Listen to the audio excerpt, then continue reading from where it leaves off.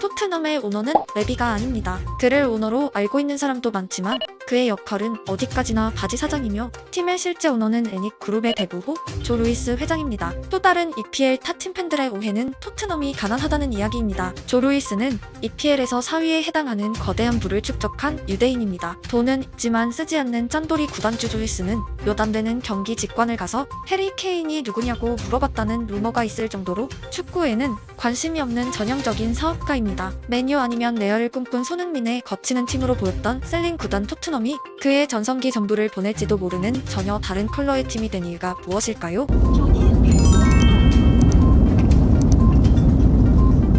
토트넘의 소유자 조 루이스는 관광객을 대상으로 한 요리 사업으로 부를 축적하기 시작했습니다. 1970년대 바하마에서 175개 기업을 소유한 파비스톡 그룹을 세워 투자했고 그룹의 사업 영역은 생명과학, 제조 및 유통, 부동산, 금융서비스, 석유와 가스 등 그야말로 돈 되는 모든 걸 하는 회사입니다. 회사의 포트폴리오를 보고 바로 아셨겠지만 그의 사업은 철학과 가치 경쟁이 아니라 오롯이 돈의 흐름을 쫓는 유형입니다. 프리미어 리그 출범 이후 지속적인 성장세를 파악한 조 루이스는 돈 냄새를 느끼고 그의 다른 사업들처럼 자본력을 바탕으로 토트넘을 인수합니다. 이때 애닉 그룹의 상무이사였던 레비를 토트넘의 회장, 실질적 CEO로 임명합니다. 같은 유대인인 레비는 조 루이스의 기업에 오래 재직하며 경영 수완을 선보였고 신사업의 기획과 확장에 역량이 있던 걸로 보입니다. 애닉에게 축구는 석유와 가스처럼 벌이의 수단이었고 본질은 수익의 극대화였습니다. 레비는 축구 사업 초기 단순한 형태의 방법을 취합니다. 싼 값에 선수를 사와서 비싼 값에 파는 장사의 기본에 해당하는 방식입니다. 축구에 관심이 없는 오너는 오직 이윤을 바라고 레비는 오너의 총애를 얻으며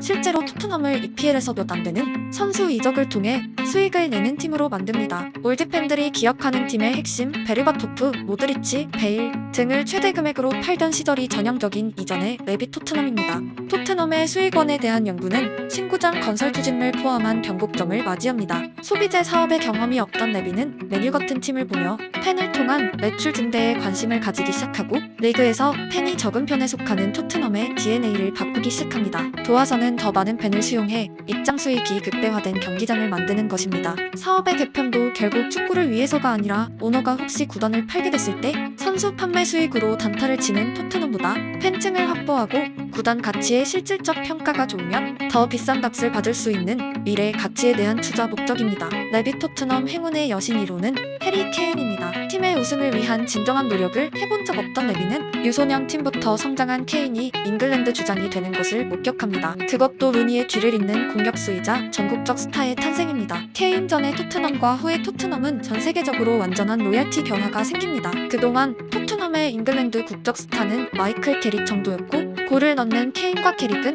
마케팅적으로 비교가 어렵습니다. 레비 토트넘 행운의 여신 2호는 손흥민입니다. 포체티노의 요구에 의해 토트넘 치고 비싼 값에 사온 젊은 한국 스타는 원래의 토트넘이라면 EPL 평균 수준을 넘으면 너무 늦지 않게 본전 이상을 받고 팔 수 있는 자원이었습니다. 불과 몇 년 전 맨유, 레알이 꿈이라고 했던 손흥민의 입장에서 캐리, 베일 등의 이적을 보며 토트넘은 EPL에서 주전 경쟁에 비교적 용이하지만 팀의 주역이 되었을 땐 언제든 더 큰 팀으로 이적할 수 있는 전형적인 셀링팀이었습니다. 그 당시 어느 에이전트라도 토트넘을 그 정도로 규정할 수밖에 없었습니다. 최종 꿈은 맨유나 레알 마드리드 같은 팀에서 이즈음 반전이 생깁니다. 슈퍼스타를 영입한 적 없던 토트넘이 3부 리그에서 데려온 델레알리, 윌리안을 첼시에 놓치고 부랴부랴 데려온 당시 저렴했던 에릭센, 여기 손키듀까지 데스크 라인으로 불리며 리그 전체에서 상위를 다투게 됩니다. 어느덧 4명은 전국구 슈퍼스타가 되어 있었고 언론은 데스크를 맨유, 리버풀, 아스날 같은 대기업의 선수들과 비교하기 시작합니다. 팬 숫자의 상승은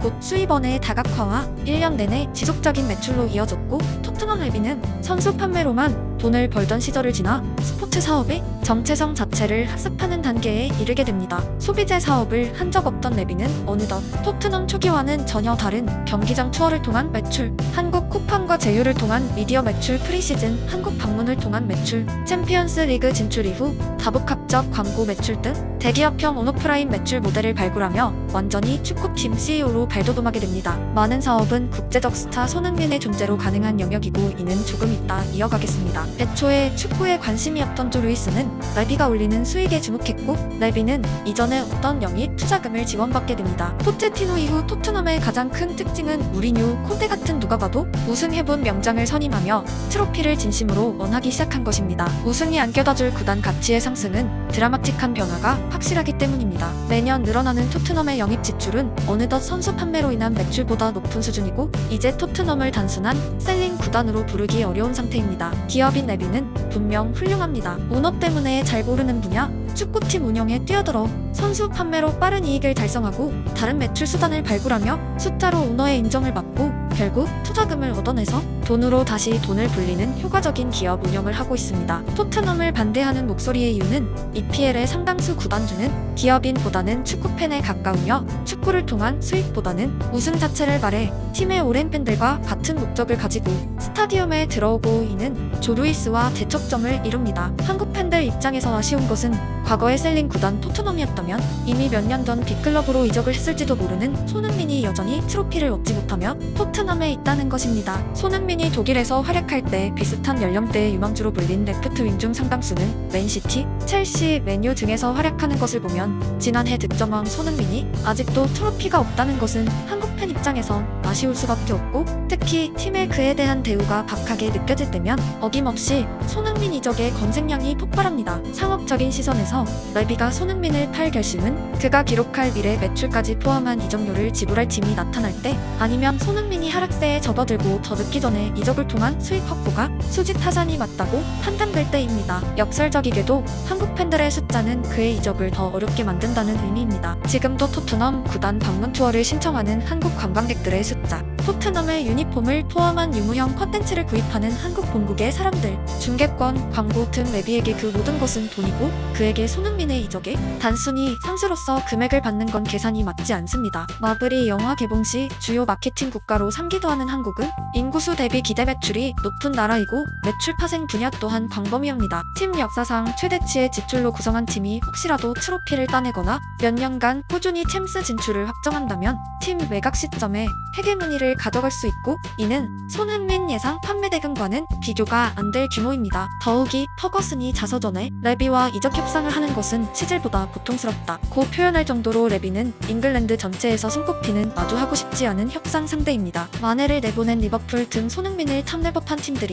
쉽게 토트넘에 접근하기 힘든 또 다른 이유이며 득점왕까지 수상한 올여름 손흥민을 데려오기 위해 레비와의 테이블을 마련할 깜냥의 EPL 팀은 없었고 그 시간과 노력으로 다른 선수들을 데려오며 이적 시장은 마감이 되었습니다. 유럽에는 수많은 축구 스타가 있지만 그 선수 한 명 때문에 국민의 과반수가 그 소속팀을 응원하는 국가는 생각보다 많지 않고 그 나라의 경제적 규모가 한국 수준인 경우도 희박합니다. 즉 레비 토트넘의 손흥민은 전술적, 마케팅적으로 지구상에서 대체할 사람이 쉽게 떠오르지 않는 선수입니다. 혹시 중국에서 EPL 시즌 20골을 박는 선수가 나타나면 모를까? 우리가 살아있는 세대에는 불가능한 일입니다. 전성기 손흥민에게 레비를 만족시킬 돈을 지불할 팀이 나타난다면 결국 과거 그랬듯 레알 마드리드, 만수르, 맨시티 같은 초거대 자본의 거상들입니다. 손흥민의 활약이 전제되어야 한다는 점에서 작년 그의 득점왕은 어느 때보다 반가웠고 올 시즌의 활약도 기대되는 이유입니다. 단순한 공놀이에 팬이 생기고